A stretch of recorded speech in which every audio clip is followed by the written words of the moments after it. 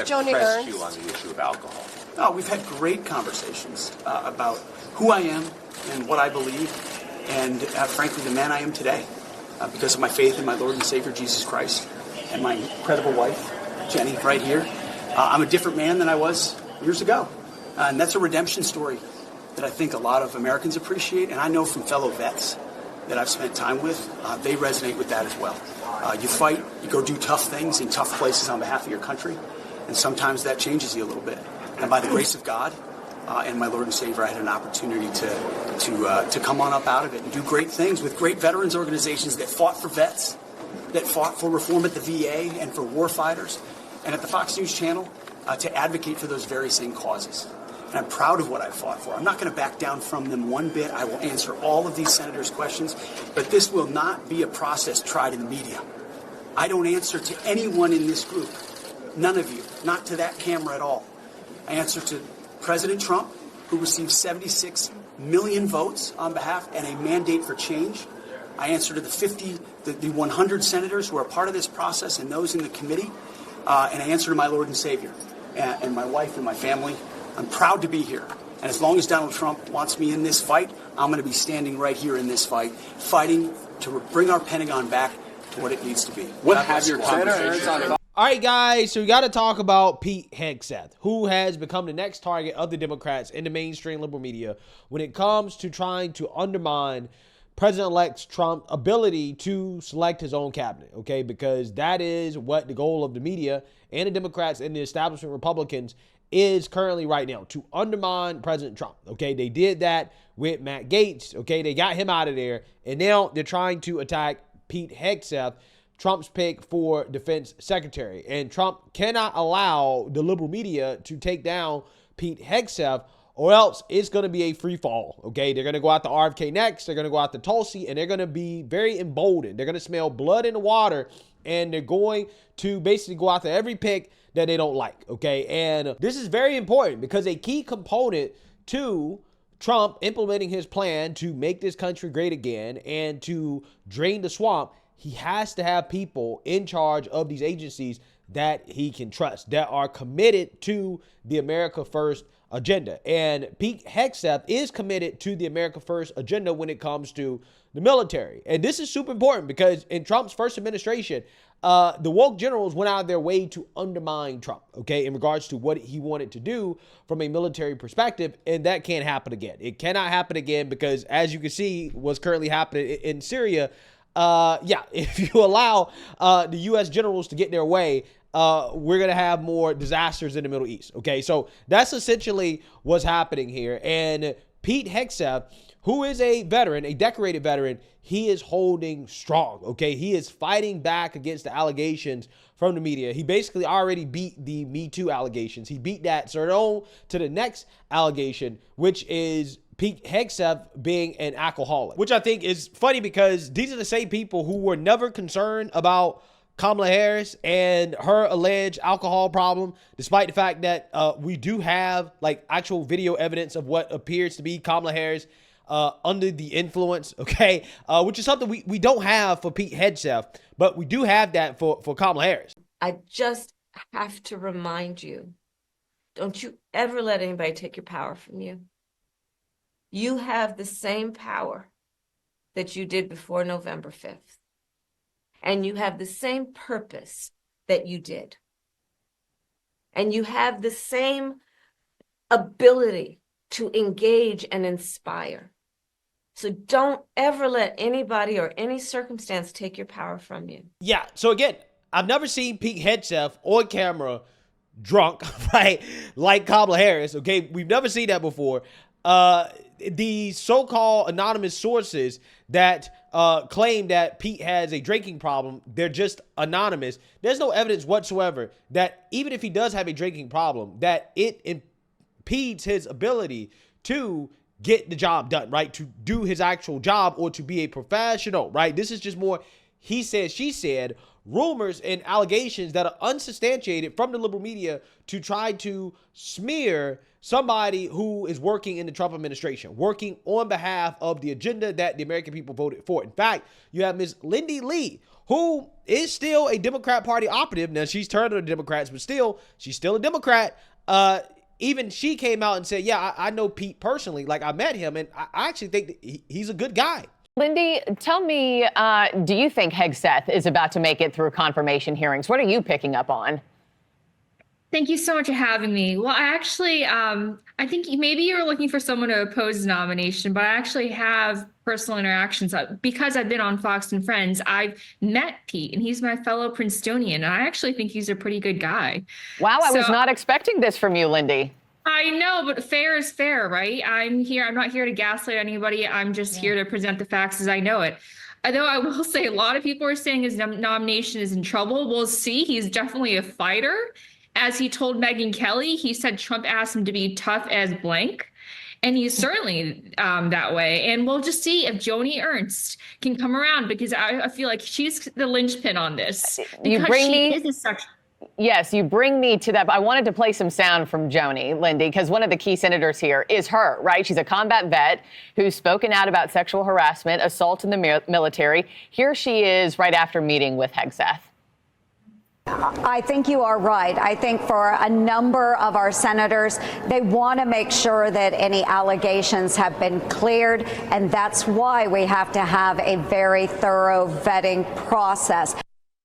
Yeah, and just so everybody knows at home, she is a Republican. She has not yet said whether or not she's going to vote to confirm Pete Hegseth. Yeah, so all eyes are on Senator Joni Ernst, okay, the Republican from Iowa, when it comes to this nomination, because she seems to be on the fence, right? She is non-committal, and that's a big deal because we already know that the McConnell crew, the Lisa Murkowski, the Susan Collins of the world, yeah, those GOP senators, they could very well be opposed to Pete Hegseth, okay? So, again, he's going to have the same problem that Matt Gaetz had, in the sense that you just have enough of these GOP senators that don't want to get on board, and that will force him to drop out. And there's also rumors that Joni Ernst actually wants that position, right? So that also could be a part of her opposition to Pete Hegseth, is that, well, that's a spot that she wants. I don't know, right? But what I do know is that Trump has come out and he has basically said, you know what? I am standing behind Pete Hegseth, despite the rumors from the media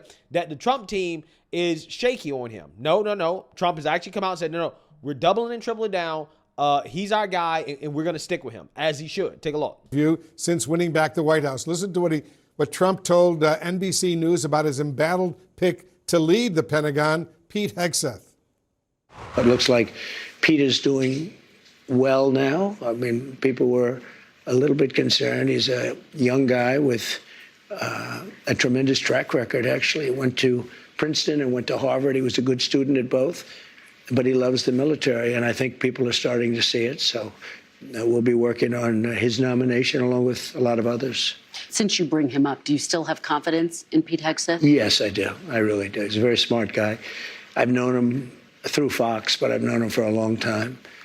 And he's basically a military guy. I mean, every time I talk to him, all he wants to talk about is the military. He's a military guy. Have you gotten assurances from senators that he's going to be confirmed? Do you think he can make it? No, I think he will, yeah. I've had a lot of senators call me up saying he's fantastic. You don't drink yourself. No. You've talked about how devastating drinking can be. Yeah. How concerned are you that the person who you picked for this top job at the Defense Department, at least according to those who've worked with him, has struggled with drinking? But I've spoken to people that know him very well, and they say he does not have a drinking problem. Right. Boom. So Trump is not backing down. And he shouldn't, because, again, if Pete Hegseth falls, it is open season for any of his nominees that the liberal media and the Democrats don't like, okay, and establishment Republicans don't like, okay? So, yeah, Pete Hegseth has to happen. He has to be the Secretary of Defense. And the good thing is that you do have Republicans that are taking on the media, right? They're going straight to the media and telling these guys, look, Pete Hegseth is the guy. Okay, and you guys should stop engaging in this gossiping and smear campaign of Pete Hegseth as if you politicians and you people in the media don't have drinking problems. Because I guarantee you, a lot of these individuals attacking Pete Hegseth as an alcoholic have no room to talk, right? Trust me, I know, okay? I've been at some of these events, right, with some of these politicians, and yeah, I guarantee you, you could say that some of them do have drinking problems, which again is the exact point that's going to be made here by Oklahoma Senator Markwayne Mullin. So let's get into it. Had a drinking problem. I don't. No one's ever approached me and said, "Oh, you should really look at getting help for a drink." Never.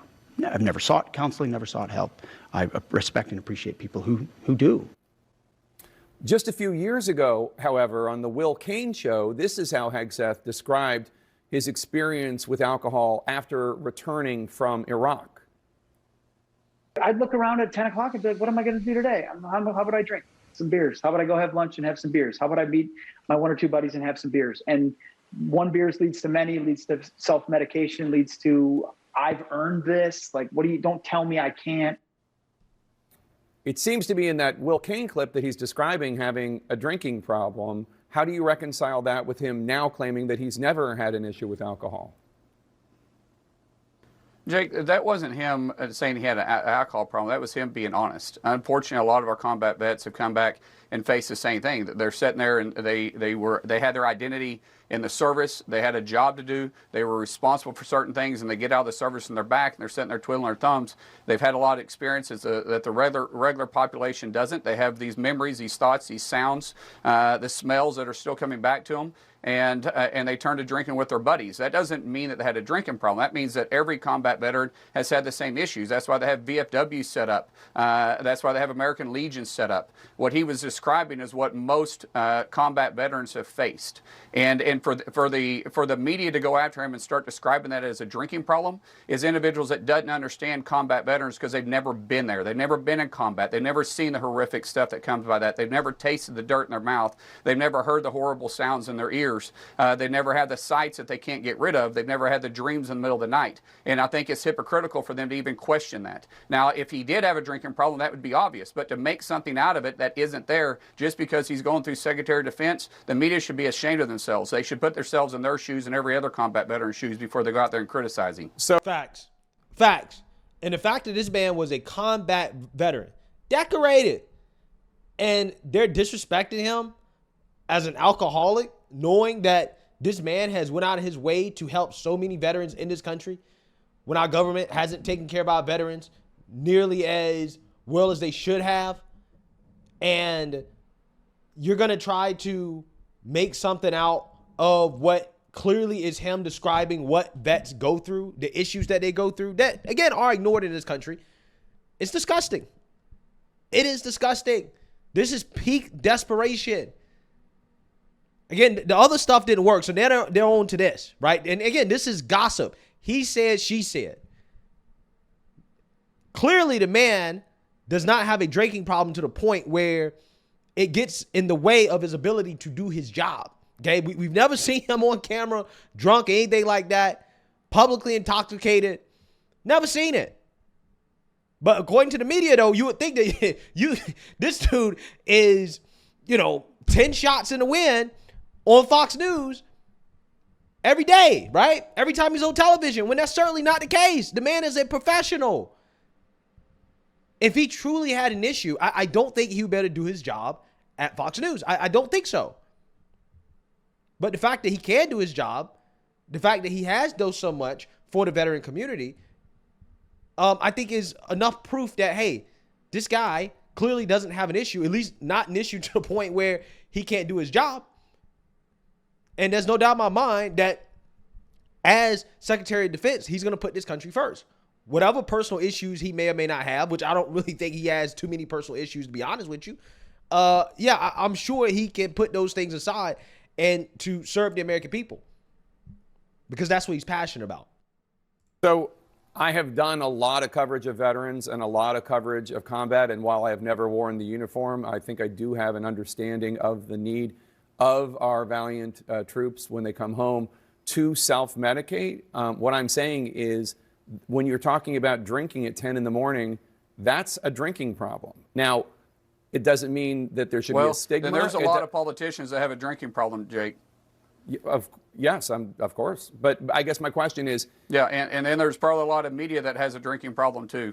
And now I don't drink. I haven't tasted alcohol in many years, and never have drank at all in my life, really. And so I really don't understand that. But there's a lot of alcohol that flows through Washington, D.C. on a regular basis, and I wouldn't say that people are alcoholics or they have a drinking problem because of that.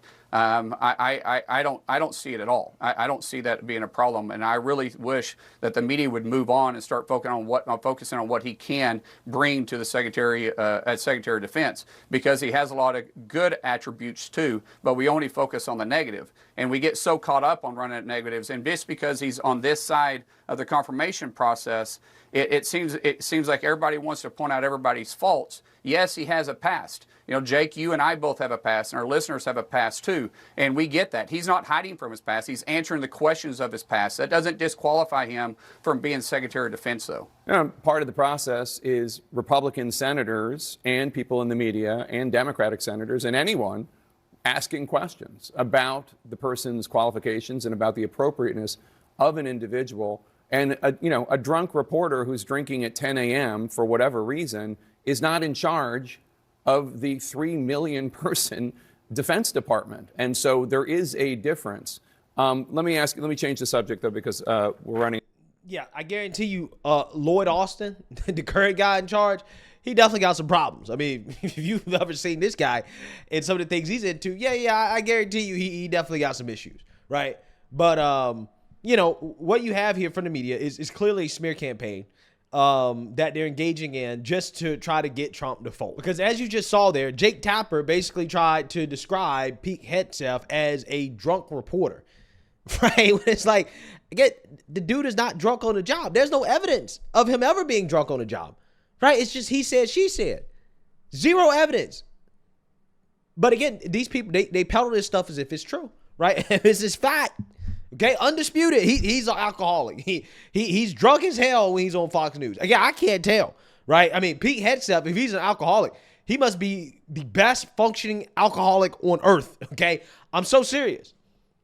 But again, all this is about it's about testing Trump's power. It's about testing whether or not Trump can actually have a grip on the Republican Party and how far the Republicans are willing to go to oppose him, right? And again, this is why Pete Hegseth can't fold. I mean, he's not the type of dude that would fold, in my opinion. I think if he drops out, it's going to be because Trump said, hey, you can't go along with this anymore. And I don't think that's going to happen. I definitely know that Pete is not giving up because, again, he's passionate about this. And I think he definitely wants the opportunity to lead the military. I think he would do an amazing job. Okay. I think he would restore the military back to the glory days, right? What the military used to be. Okay. Before it went woke and got his priorities out of line. So, if recess appointments have to happen, recess appointments have to happen. But Pete Hegseth, he can't fall. If he falls, then the floodgates are open and they're going to go all in on trying to knock out RFK and Tulsi. So, hey, Pete, you got to hold the line. You got to hold the line. Let me know what you guys think. Make sure you like, comment, and subscribe. Most importantly, share a Black conservative perspective. Peace.